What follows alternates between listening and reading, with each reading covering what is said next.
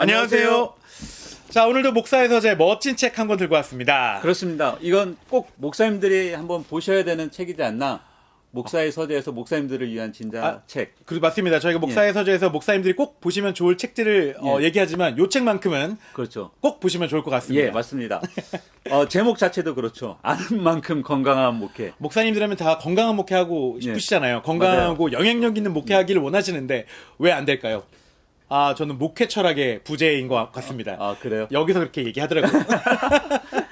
네. 예, 오늘 이 아는 만큼 건강한 목회 송인교 교수님이 쓰셨는데요. 네. 저자가 그 시리즈가 있어요. 아는 만큼 누리는 예배, 아는 만큼 깊어지는 신앙, 그리고 아는 만큼 건강한 목회. 세 번째 시리즈가 되겠죠. 그렇죠. 예. 자, 그런데 중요한 거는요. 정말 목회자라면 자신이 어떤 건강한 목회를 할 것인지 정확한 목회 철학을 가지지 않고서는 지금 시대에 어떤 풍파들이 많지 않습니까? 그렇죠. 여러 환경적인 요인들도 많은데 흔들리지 않고 바르게 갈 수 있지 않을까. 이 책을 저 뼈 때리는 목회자들에게 대한 일침인 것 같아서 맞습니다. 목사님들 꼭 읽으셨으면 좋겠습니다. 이 책은 말 그대로 성경과 신학적으로 풀어낸 목회 사역 지침서라고 볼 수 있습니다. 그냥 이론적인 것뿐만 아니라 실제적으로 목회 현장에서 이렇게 사용할 수 있는 그 두 가지를 다 갖춘 책이라고 볼 수 있는 것이죠. 네네. 그래서 크게 이 책은 네 주제로 되어 있고요. 네네. 각 주제마다 이제 4개씩 해서 총 16개 소주제가 있습니다. 16번 저 세미나워서 하신 거 아니에요? 그렇진 않고요. 각각의 이제 주제가 그 독특성을 다루고 있거든요. 네네. 첫 번째 이제 챕터에서는 목회와 이제 사역 철학. 그러니까 이게 어떻게 보면 기본 베이스잖아요. 그렇죠. 내가 앞으로 목회를 하게 되면은 물론 이제 지금 하고 계신 분도 계시고 또 신학교나 앞으로 또 목회를 준비하는 이제 그 목회자들도 계실 텐데 네네. 그때 내가 어떻게 목회와 사역 철학을 정할 것인가 그 부분에 대해서 방향성을 잡게 해주는 챕터가 바로 이 챕터입니다. 소 제목들을 보니까 재미있습니다. 무엇이 목회 활동의 중심인가? 복음 사역과 목회. 내 교회의 성장만이 전부인가? 개교의 중심주의 뭐 그렇죠. 그런 거 있지 않습니까? 그리고 이제 동역. 그렇죠. 목회에서 동역은 꿈에 불과한가?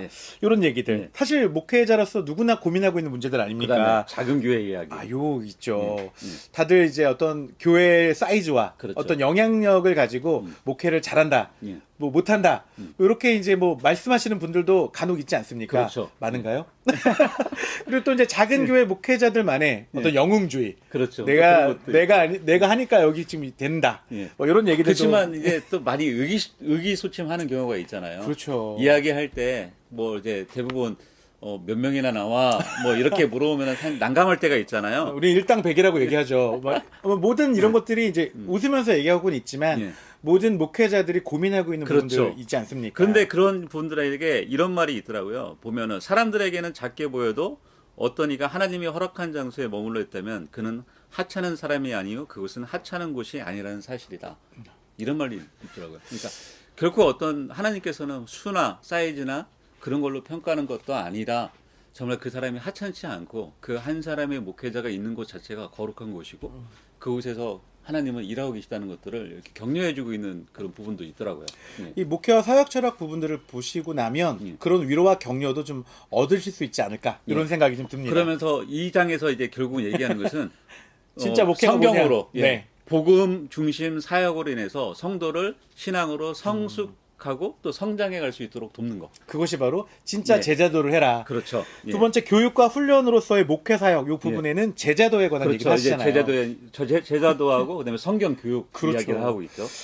이제 두 가지 중에 특히 이제 제자도 같은 경우는 우리가 제자 훈련을 하고 있는 건지 진짜 제자를 키워내고 있는 건지 이 얘기들을 하고 계시죠. 두 개 사실은 이제 같이 가야잖아요. 그렇죠. 제자 훈련이 있어야 제자도도 생기는 거잖아요. 근데 어느 한쪽만 너무 강조하다 보니까 이게 좀 안타까운 부분들이 있는 거죠. 훈련 받은 분들이 실제 삶에서 제자처럼 살아내는 것. 그렇죠. 거기까지 갈 수 있도록 하는 것. 그러기 위해서는 제자 훈련도 필요하고 또 제자도의 그런 삶을 살아갈 수 있도록 목회의 방향이 그렇게 가야 될 것이고. 맞습니다. 또 한 가지는 이제 여기에 나오는 이제 성경 교육. 설교를 위한 성경 연구를 할 것이냐. 진짜 제대로 성경을 가르치기 위한 성경 연구를 할 것이냐. 그렇죠. 목회자의 숙명 아닙니까? 그러면서 이제 목사님들은 계속적으로 성경을 매일 연구를 해야 된다. 그렇죠. 그런 부분을 이제 말씀해 주고 있고요. 그다음에 이제 양육에 대한 것도 살짝 다루고 있거든요. 그렇죠. 이게 왜 양육하는지 그렇죠. 초점이 흐려져서 잘못된 양육.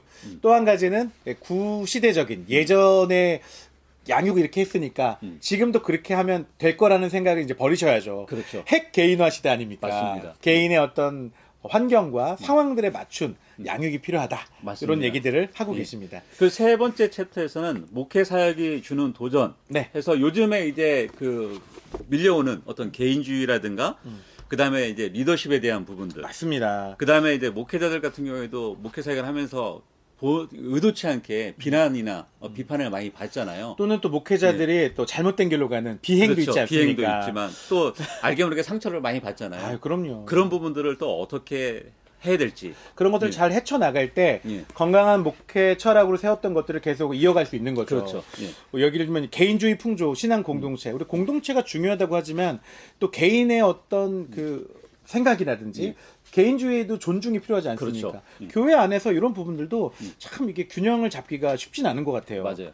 그런 것들을 어떻게 그러면 개인주의와 공동체를 연결해서 건강한 공동체로 맞습니다. 갈 수 있는 방향을 또 제시해주고 있습니다. 예. 그리고 또 이제 어떤 섬김의 목회, 섬김의 리더십, 그동안 제왕적 리더십 그런 거 있지 않습니까? 많이 요즘은 이제 사라졌잖아요. 제왕적 사실. 리더십 교회 없는 것 같은데 요즘은. 예. 네. 거의 목사님들이 이제 어떻게 보면 섬김의 리더십을 사실 발휘하고 있는데 그 섬김의 리더십이 오히려 이제 때로는 역효과날 때 그 섬김에 대한 말에 대한 오해가 있는 것 같아요. 그렇죠. 그래서 이제 나를 너무 무시하거나 그렇죠. 목회자의 어떤 언행에 대해서 그것을 인정하지 않는. 예, 여기 예에 보면은 네. 목사님 막 이것저것 뭐 청소도 하고 뭐 네. 다 하니까 그건 마치 목사님이 다 해야 되는 것처럼 생각하는. 그 돌쇠 목회, 마당새 목회 하시는 이게 섬김의 목회는 아니라는 거 이런 얘기들도 하셨고요. 예.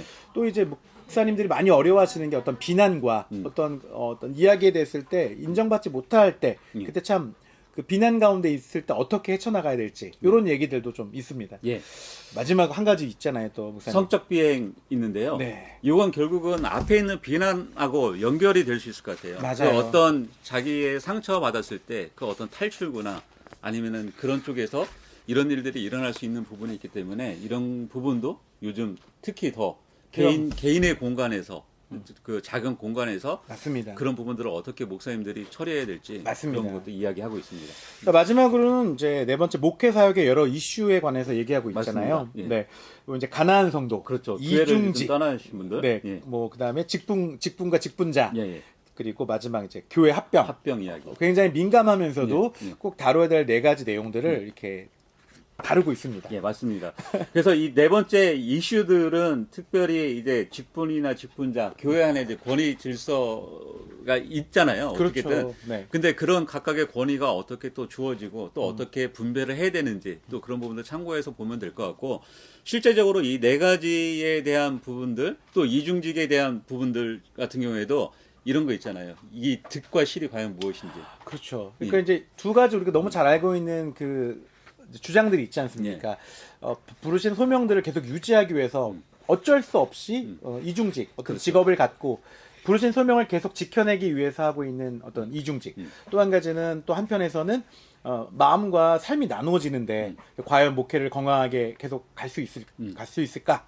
이런 쪽 이제 주장들이 있으신데 맞아요. 양쪽 다 명확한 주장이 있고 예. 또 근거도 있지 않습니까? 그렇죠. 그래서 참 이런 것들을 균형 잡기가 진짜 어렵지 않나 이런 생각 다시 한번 해봅니다. 예.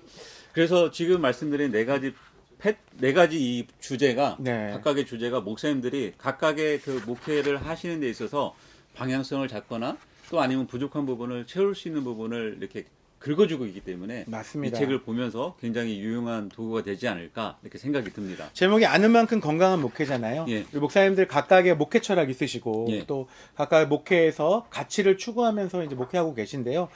여러 이제 균형 잡힌 목회들 또 이제 여러 가지 주장들에 있어서 우리 교회에 가장 잘 맞는 그렇죠. 그리고 내 목회 철학 주셨던 부르심과 사명에 흔들리지 않는 목회를 위해서는 반드시 한번 읽어보시고 다시 한번 재정립하시는 게 꼭 필요하지 않을까 이런 생각이 드는 멋진 책입니다. 맞습니다. 한번 아는 만큼 건강한 목회를 통해서 또 내년도 또 사역에 있어서 약간 수정할 부분이 계시다면은 네네. 이 책을 통해서 도움을 받으셨으면 좋겠습니다. 네. 자, 오늘 송인규 목사님의 아는 만큼 건강한 목회. 네, 이 책 잠깐 리뷰해봤습니다. 많은 특히 목사님들 꼭 읽어보시고 또 귀한 목회에 도움 받으시면 좋을 것 같습니다. 예. 자, 그럼 여기까지 할까요, 목사님? 예. 네, 수고하셨습니다. 수고하셨습니다. 감사합니다. 감사합니다. 네.